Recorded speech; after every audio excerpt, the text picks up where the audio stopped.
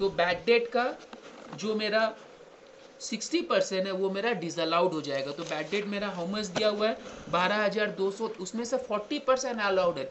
Allowed मतलब PL में रखो, कुछ नहीं करना। मैंने ये जो स्टेटमेंट बना रहे हैं एक्सपेंसिव डिसअलाउड, उसमें सिर्फ 60% आएगा, बिकॉज इनकम टैक्स बोल रहा है ये आपका बैड डेट नहीं है, तो 60% इस प्रॉफिट में ऐड हो जाएगा। तो 7 बैड डेट ब्रैकेट में 60% डिसअलाउड, 60% मेरा डिसअलाउड हो जाएगा। तो 12,200 का 60%, 7320। होप ये भी समझ में आ गया होगा। अच्छा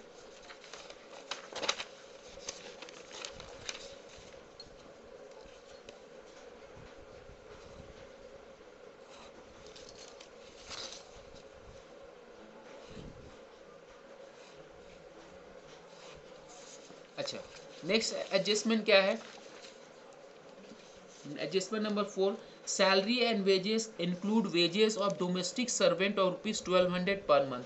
मतलब हमको जो सैलरी एंड वेजेस तो बिजनेस के, क्योंकि मेरा स्टाफ और वर्कर को पेमेंट करते ठीक है, लेकिन उसमें से हमने अपने घर के नौकर को 1200 रुपया per month as a wages दिया है, वो हमने बुक्स में दिखा दिया है, सैलरी एंड वेजेस में इंक्लूड कर। तो ये इनकम टैक्स बोलता है नहीं, ये डिसअलाउड है, बिकॉज ये पर्सनल है, ये आपके घर का नौकर का खर्चा है, तो आप पीएल में क्यों ले सकते हो? तो सैलरी एंड वेजेस में जो भी मेरा सैलरी एंड वेजेस है जो भी है, उसमें से 1200 पर मंथ, यानी कि 1200 इंटू 12 कितना हो गया 14,400 मेरा डिसअलाउड हो जाएगा। आउट ऑफ 76,800 14,400 डिसअलाउड होगा, मतलब वो मेरे प्रॉफिट में ऐड हो जाए, वो एक्सपेंस इनकम टैक्स नहीं मानेगा। तो यहाँ तक हमने 7 नंबर किया था। तो 8 नंबर हो गया सैलरीज एंड वेजेस ब्रैकेट में पर्सनल, हाउ मच 1200 इंटू 12, तो ये हो गया 14,400। समझ में आ गया होगा होप। एक दो सम करोगे तो क्लियर हो जाएगा।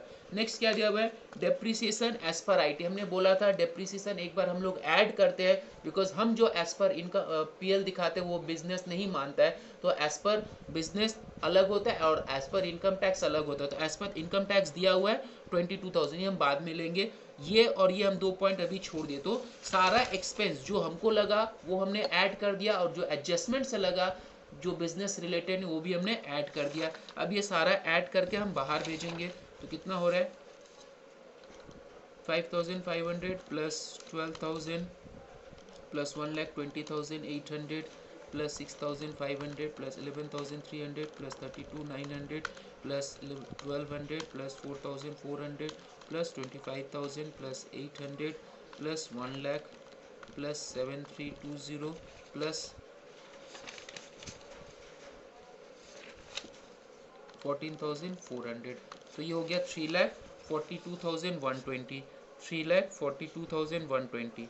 तो देखो तुमने प्रॉफिट दिखाया था 2 लाख, उसमें से 3,42,120 का एक्सपेंस ही तुम्हारा डिसअलाउड हो गया। तो इस प्रॉफिट के संग ये क्या होगा तुम्हारा 3,42,120 ऐड हो जाएगा प्लस 2 लाख। तो ये हो गया तुम्हारा 5,42,120, 5,42,120। ठीक है। अब फिर हम लोग, फिर मेरा तुम फॉर्मेट को अगर घर पे एक बार देखोगी या पहले वाला वीडियो देखोगी, फिर हम लोग क्या करते हैं लेस क्या करते हैं allowable expense, less allowable expense, मतलब जो खर्चा हमने नहीं लिया लेकिन एज पर इनकम टैक्स वो हमको लेना चाहिए था। तो इसके अंदर एक ही चीज आता है maximum depreciation as per IT. एक बार हमने डेप्री ऐड कर दिया था, अब हम लोग क्या करेंगे डेप्री को लेस करेंगे। तो डेप्रिसिएशन एज पर आईटी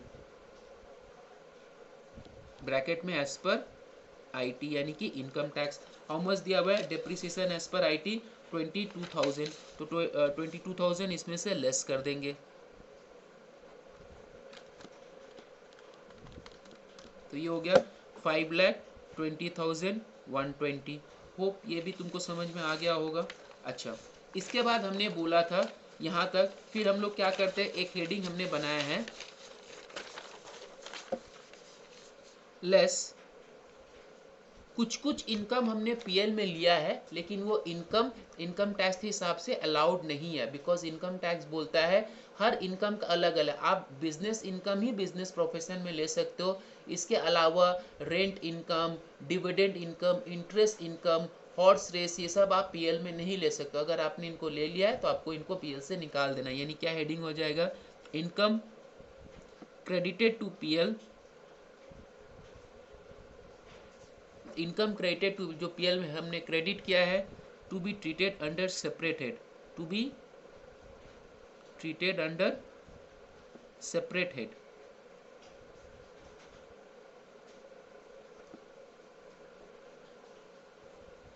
तो देखो अब तुम पीएल को स्टडी करो, फटाफट चल जाएगा। सबसे पहले देखो ग्रॉस प्रॉफिट दिया हुआ है, वो मेरा पीएल का इनकम है, कोई बात नहीं। डिविडेंड फ्रॉम यूटीआई, कोई भी डिविडेंड हो वो हम लोग नहीं लेंगे। तो सबसे पहले नंबर 1 आ गया डिविडेंड फ्रॉम यूटीआई, क्योंकि ये मेरा बिजनेस इनकम नहीं है, ये अदर सोर्स है। इनकम फ्रॉम इनकम एक हेडिंग है, इनकम फ्रॉम अदर सोर्स, उसके अंदर जाता है ये सब इनकम। तो आप ये बिजनेस इनकम नहीं ले सकते हो। यानी ये हम लोग क्या कर रहे हैं, डिसअलाउड कर दे रहे हैं। यानी हमने इनकम दिखाया है तो प्रॉफिट मेरा बढ़ गया है, तो अब हम प्रॉफिट को कम कर दे रहे हैं, तो हमने लेस कर दिया। फिर क्या दिया हुआ है, डिस्काउंट रिसीव। उसके बाद क्या दिया हुआ है, डिस्काउंट रिसीव। ये मेरा बिजनेस इनकम है, क्योंकि हम बिजनेस करते हैं तो हमको डिस्काउंट मिलता है, तो ये मेरा बिजनेस इनकम है। फिर क्या दिया, विनिंग फ्रॉम लॉटरी, ये मेरा बिजनेस इनकम नहीं है, बिकॉज हम लोग, ये मेरा अदर सोर्स है। विनिंग फ्रॉम लॉटरी, हॉर्सेस, ये सब अदर सोर्स में चला जाता है।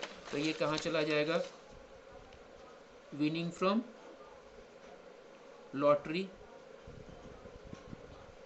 ब्रैकेट में लिख सकती हो अदर सोर्स, इसके भी ब्रैकेट में लिख सकती हो other source, other source, income from other source लिख सकती हो, क्योंकि ये अदर सोर्स का इनकम है। कितना दिया हुआ है, 56,000। उसके बाद क्या दिया हुआ है, बैड डेट रिकवरी 7,000। देखो बैड डेट रिकवरी 7,000 हम ये बाद में आ रहे हैं, तो पहले ये दो इनकम जो हमने पीएल में क्रेडिट किया था, लेकिन वो मेरा बिजनेस इनकम नहीं है, एक डिविडेंड फ्रॉम यूटीआई और एक विनिंग फ्रॉम अदर सोर्स। तो कितना हो गया, 40,500 प्लस 56,000, तो ये हो गया तुम्हारा 96,500। तो इनको हम लोग क्या करें, यहाँ से लेस कर देंगे। 5,20,000 120 माइनस 96,500, तो ये हो गया 4,23,620। अच्छा, अब देखो दिया हुआ है बैड डेट रिकवरी। हमने एक हेडिंग बोला था exempted income, bad debt recovery. देखो अगर ब्रैकेट में डिसअलाउड दिया हुआ है तो एक सिंपल एक हेडिंग बना देना, लेस नॉन टैक्सेबल इनकम,